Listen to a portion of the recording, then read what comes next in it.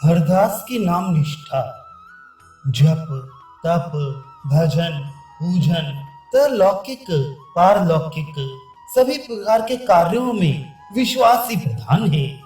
जिसे जिस पर जैसा विश्वास जम गया, उसे उसके द्वारा वैसा ही फल प्राप्त हो सकेगा। फल का प्रधान हेतु विश्वास ही है। विश्वास के सम्मुख कोई बात असंभव नहीं। असंभव तो अविश्वास का पर्यायवाची शब्द है। विश्वास के सामने सभी कुछ संभव है। विश्वास के ही सहारे चरणामृत मानकर मीरा विषपान कर गई। नामदेव ने पत्थर की मूर्ति को भोजन कराया। धन्ना भगत का बिना बोया ही खेत उपज आया। और रैदास जी ने भगवान की मूर्ति को सजीव करके दिखला दिया। ये सब भक्तों के दृढ़ विश्वास के ही चमत्कार हैं। जिनकी भगवत नाम पर दृढ़ निष्ठा है, उन्हें भारी से भारी विपत्ति भी साधारण सी घटना ही मालूम पड़ने लगती है। वे भयंकर से भयंकर विपत्ति में भी अपने विश्वास से विचलित नहीं होते। ध्रुव तथा प्रहलाद के लोक प्रसिद्ध चरित्र इसके प्रमाण हैं। ये चरित्र तो बहुत प्राचीन है। कुछ लोग इनमें अर्थवाद का भी आरोप करते हैं, किंतु महात्मा हरिदास जी की नाम निष्ठा का ज्वलंत प्रमाण तो अभी कल ही परसों का है। जिन लोगों ने प्रत्यक्ष में उनका संसर्ग और सहवास किया था, तथा जिन्होंने अपनी आंखों से उनकी भयंकर यातनाओं का दृश्य देखा था, उन्होंने स्वयं इनका चरित्र लिखा है। ऐसी भयंकर यातनाओं को क्या कोई साधारण मनुष्य सह सकता है? बिना भगवत नाम में दृढ़ निष्ठा हुए क्या कोई इस प्रकार अपने निश्चय पर अटल भाव से अड़ा रह सकता है? कभी नहीं। जब तक हृदय में दृढ़ विश्वास जन्य बाहरी बल ना हो, तब तक ऐसी दृढ़ता संभव ही नहीं हो सकती। बिना पोल की निर्जन कुटिया में वार वनिता का उद्धार करके और उससे अपनी कुटिया में रखकर महात्मा हरिदास शांतिपुर में आकर अद्वैताचार्य जी के सत्संग में रहने लगे। शांतिपुर के समीप ही फुलिया नामक ग्राम में एकांत समझकर वहीं इन्होंने अपनी एक छोटी सी कुटिया बना ली और उसी में भगवत नाम का अहर्निश कीर्तन करते हुए निवास करने लगे। ये तो हम पहले ही बता चुके हैं कि उस समय संपूर्ण देश में मुसलमानों का प्राबल्य था।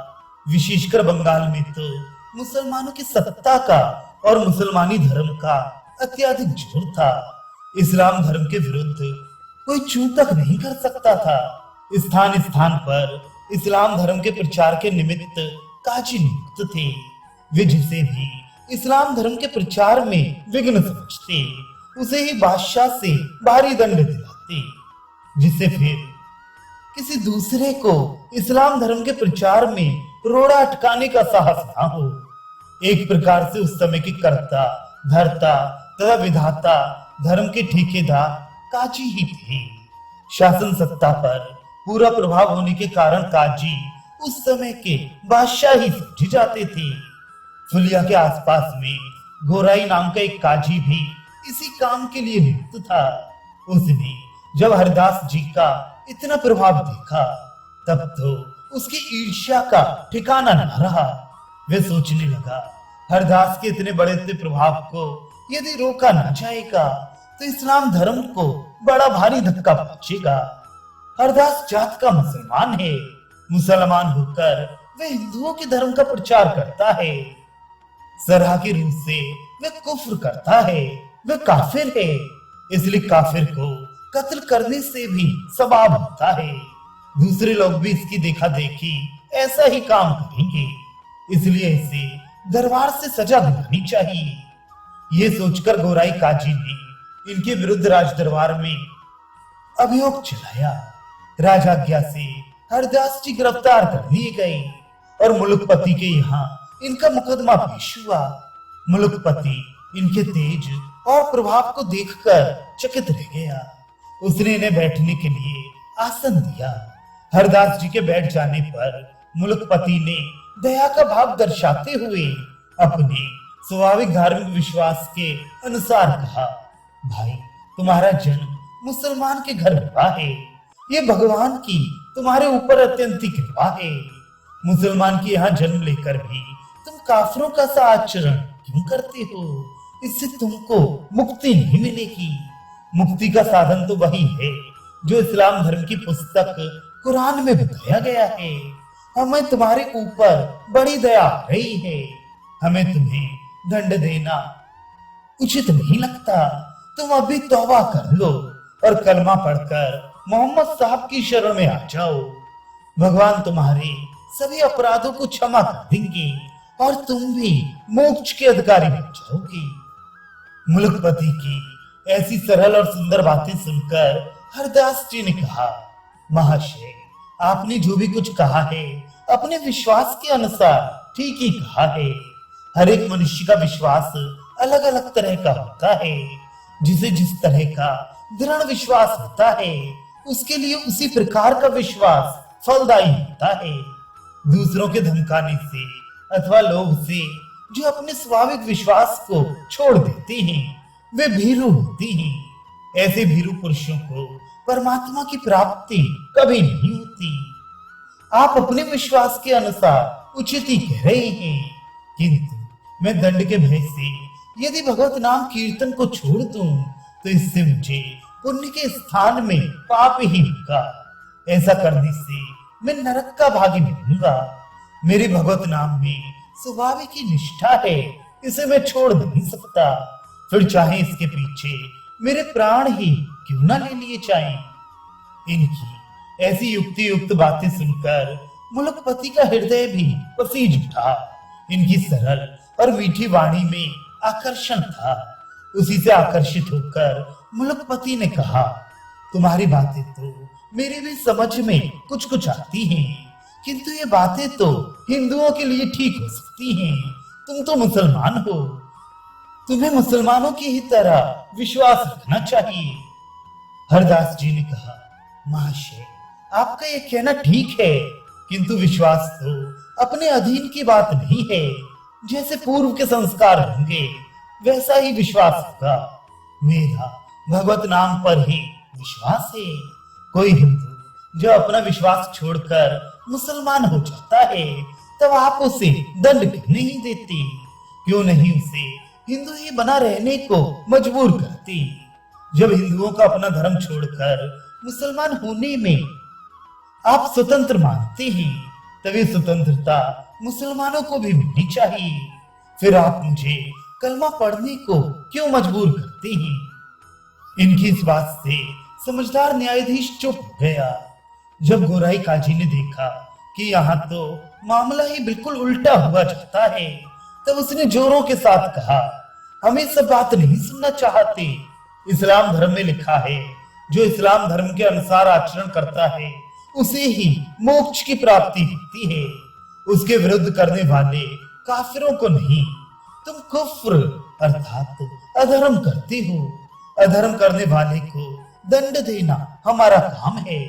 इसलिए तुम कलमा पढ़ना स्वीकार करते हो या दंड भोगना, दोनों में से एक को पसंद करने। बेचारा मुल्कपति भी मजबूर था। इस्लाम धर्म के विरुद्ध वह भी कुछ कह नहीं सकता था। काजियों के विरुद्ध न्याय करने की उसकी हिम्मत नहीं थी। उसने भी गोराई काजी की बात का समर्थन करते हुए कहा, हाँ ठीक है, बताओ तुम कलमा पढ़ने को राजी हो? हरदास जी ने निर्भीक भाव से कहा, महाशय, मुझे जो कहना था सो एक बार कह चुका। भारी से भारी दंड भी मुझे मेरे विश्वास से विचलित नहीं कर सकता। चाहे आप मेरे देह के टुकड़े टुकड़े करके फिकवा दें तो भी जब तक मेरे शरीर में प्राण है तब तक मैं हर नाम को नहीं छोड़ सकता। आप जैसा चाहें वैसा दंड मुझे दें। हरदास जी के ऐसे निर्भीक उत्तर को सुनकर मुल्कपति किंग कर्तव्य विमूढ़ हो गया। वे कुछ सोच ही ना सका कि हरदास को क्या दंड दें। वे जिज्ञासा के भाव से गोराई काजी के मुख की ओर देखने लगा। मुल्कपति के भाव को समझकर गोराई काजी ने कहा, हुजूर, जरूर दंड देना चाहिए। यदि इसे दंड ना दिया गया तो सभी मनमानी करने लगेंगे। फिर तो इस्लाम धर्म का अस्तित्व ही न रहेगा। मुल्कपति ने कहा, मुझे तो कुछ सूझता नहीं। तुम ही बताओ इसे क्या दंड दिया जाए? गोराई काजी ने जोर देते हुए कहा, हजूर, ये पहला ही मामला है, इसे ऐसा दंड देना चाहिए कि सबके कान खड़े हो जाएं। आगे किसी को ऐसा काम करने की हिम्मत ही न पड़े। इस्लाम धर्म के अनुसार तो इसकी सजा प्राण दंड ही है, किंतु सीधे साधे प्राण दंड देना ठीक नहीं। इसकी पीठ पर बेंत मारते हुए इसे 22 बाजारों में होकर घुमाया जाए और बेंत मारते मारते ही इसके प्राण ले जाएं। तभी सब लोगों को आगे ऐसा करने की हिम्मत न होगी। मुलकपति ने विवश होकर यही आज्ञा दी। बेंत मारने वाले नौकरों ने महात्मा हरदास जी को बांध लिया और उनकी पीठ पर बेंत मारते हुए उन्हें बाजारों में घुमाने लगे। निरंतर बेंतों के आघात से हरदास के सुकुमार शरीर की खाल उतर गई।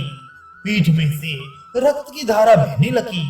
निर्दयी जल्लाद उन घावों पर ही और भी बेंत मारते जाते थे, किंतु हरदास के मुख में से वही पूर्ववत हरि ध्वनि ही हो रही थी। उन्हें बेंतों की वेदना प्रतीत ही नहीं होती थी। बाजार में देखने वाले उनके दुख को न सह सकने के कारण आंखें बंद कर लेते थे। कोई कोई रोने भी लगते थे, किंतु हरदास जी के मुख से उफ भी नहीं निकलती थी। वे आनंद के साथ श्री कृष्ण कीर्तन करते हुए नौकरों के साथ चले जा रहे थे। उन्हें सभी बाजारों में घुमाया गया। शरीर रक्त से लथपथ हो गया, किंतु हरदास जी के प्राण नहीं निकले। नौकरों ने आश्चर्य प्रकट करते हुए कहा, महाशय, ऐसा कठोर आदमी तो हमने आज तक एक भी नहीं देखा। प्रायः 10-20 बेंतों में मनुष्य मर जाते हैं, कोई कोई तो 10-5 लगने से ही बेहोश हो जाते हैं। आपकी पीठ पर तो असंख्यों बेंत पड़े, तो भी आपने आह तक नहीं की। यदि आपके प्राण न निकले तो हमें दंड दिया जाएगा। हमें मालूम पड़ता है आप जिस नाम का उच्चारण कर रहे हैं उसी का ऐसा प्रभाव है कि इतने भारी दुख से आपको तनिक सी भी वेदना प्रतीत नहीं होती। अब हम लोग क्या करें? दयालु हृदय महात्मा हरदास जी उस समय अपने दंड देने दिलाने वालों तथा पीटने वालों के कल्याण के निमित्त प्रभु से प्रार्थना कर रहे थे। वे उन भूले भटकों के अपराध को भगवान से क्षमा कर देने को कह रहे थे। इतने में ही सबको प्रतीत हुआ कि महात्मा हरदास जी अचेतन होकर भूमि पर गिर पड़े।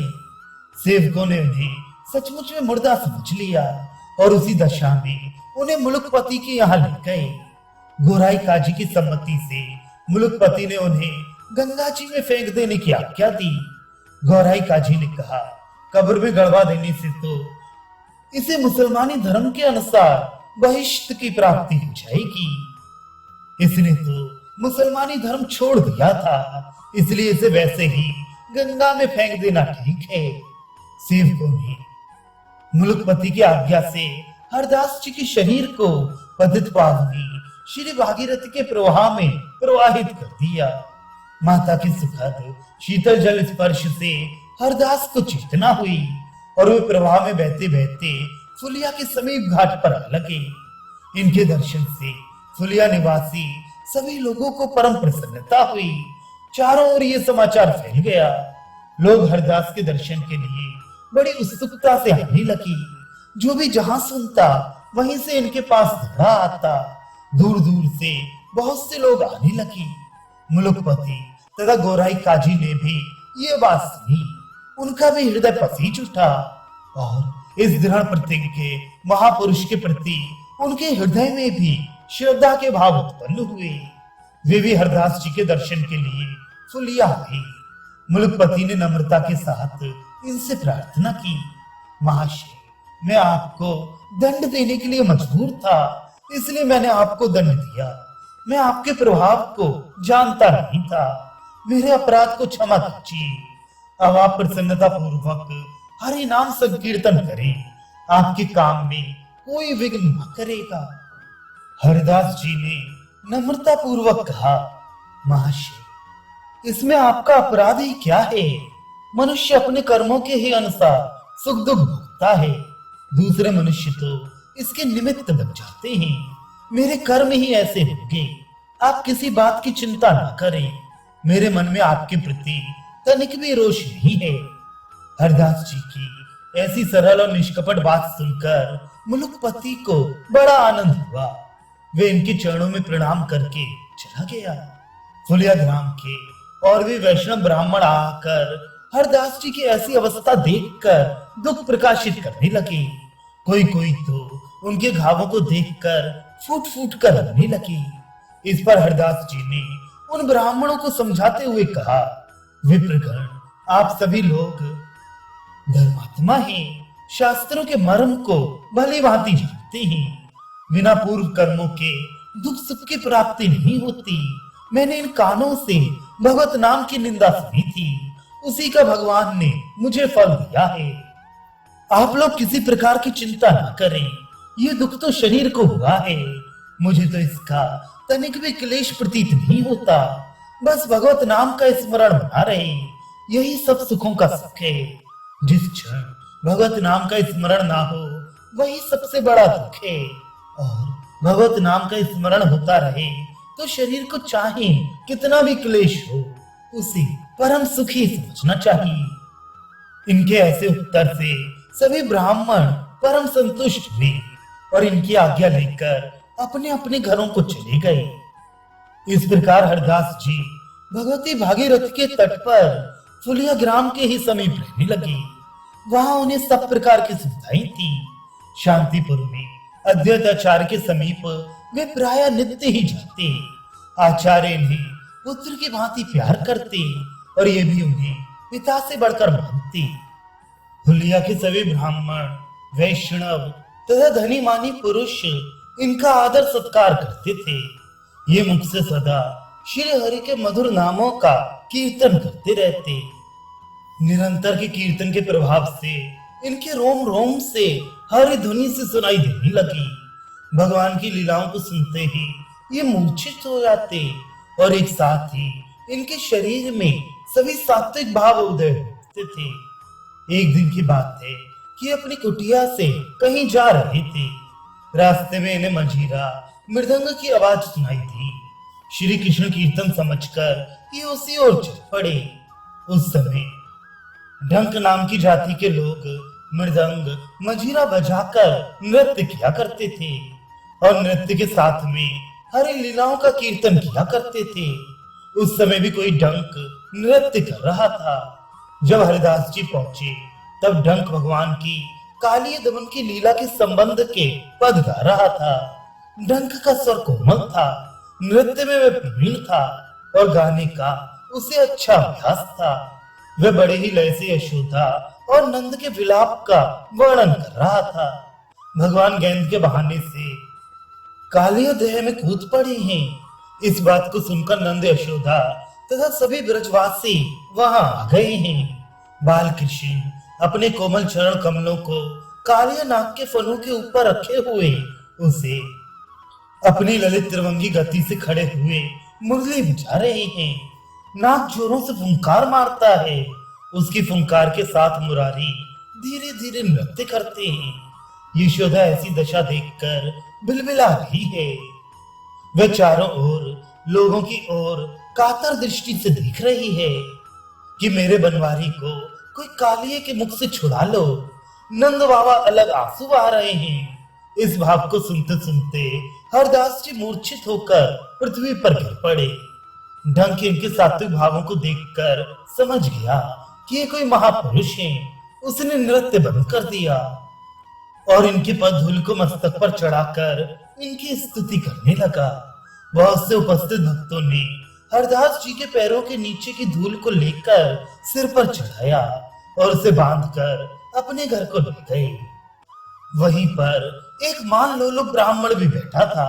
जब उसने देखा कि मूर्छित होकर गिरने से ही लोग इतना आदर करते हैं, तब मैं इस अवसर को हाथ से क्यों जाने दूं। ये सोचकर जब वह डंक फिर नाचने लगा, तब ये भी झूठ मूठ बहाना बनाकर पृथ्वी पर अचेत होकर गिर पड़ा। डंक तो सब जानता था। इसके गिरते ही वह इसे जोरों से पीटने लगा। मार के सामने तो भूत भी भागते हैं, फिर ये तो दम भी था। जल्दी ही मार न सह सकने के कारण वहां से भाग गया। उस धनी पुरुष ने तथा अन्य उपस्थित लोगों ने इसका कारण पूछा कि हरदास की तुमने स्तुति क्यों की और वैसे ही भाव आने पर इस ब्राह्मण को तुमने क्यों मारा। सबके पूछने पर डंक ने कहा, हरदास परम भगवत भक्त हैं, उनके शरीर में सचमुच सात्विक भावों का उदय हुआ था।